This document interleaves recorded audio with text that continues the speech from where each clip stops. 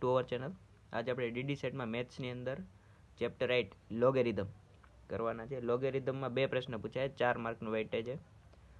લોગેરિધમની અંદર 7 સૂત્ર આવે. 7 સૂત્ર કરી લઈને એટલે એના બધા દાખલા આ સૂત્રમાંથી જ હોય, સૂત્રની બહારનો એક દાખલો ન જાય. તો ચાલુ કરીએ.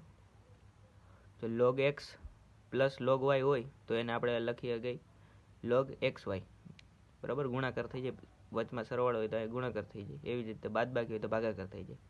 પણ આ બે વસ્તુ ક્યારે, જ્યારે એના આ બેઝ સરખા હોય, આ બેના બેઝ, ત્યારે અહીંયા માની લો કાંઈ બેઝ છે નહીં તો અહીંયા 1 બેઝ હોય તો બેઝ સરખો હોય, બેઝ સરખો હોય તો x પ્લસ વાય થઈ જાય, સોરી x ઇન્ટુ વાય થઈ જાય.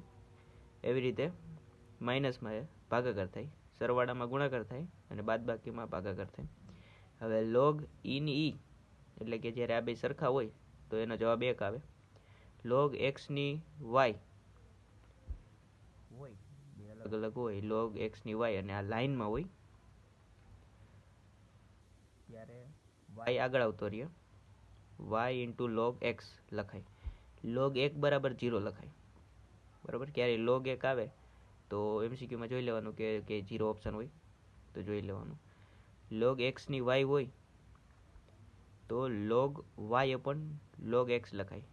નીચે હોય જે બેઝ એ નીચે વયો જાય, એ છેદમાં વયો જાય, અને જે ઉપરનો હોય અંશ એ અંશમાં જાય. હવે a ની log a એનો b, જો આ બે સરખા હોય તો આ જવાબ હોય, બરાબર. a log a b equal to b. હવે આપણે એક જોઈ દાખલો કે માની લો 2 ની 3 ઘાત એને બરાબર 8 લખાય.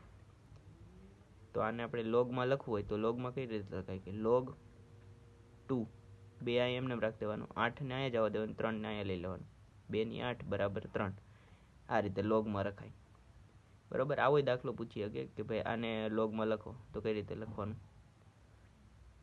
અહીંયા આપણે લોગેરિધમ પૂરું થઈ ગયું. હવે ખાલી આમાં અમુક એમસીક્યુ હોય કે ટ્વિસ્ટ કરીને પૂછે તો એની પ્રેક્ટિસ કરવાની જરૂર છે. બાકી લોગેરિધમ કમ્પ્લીટ.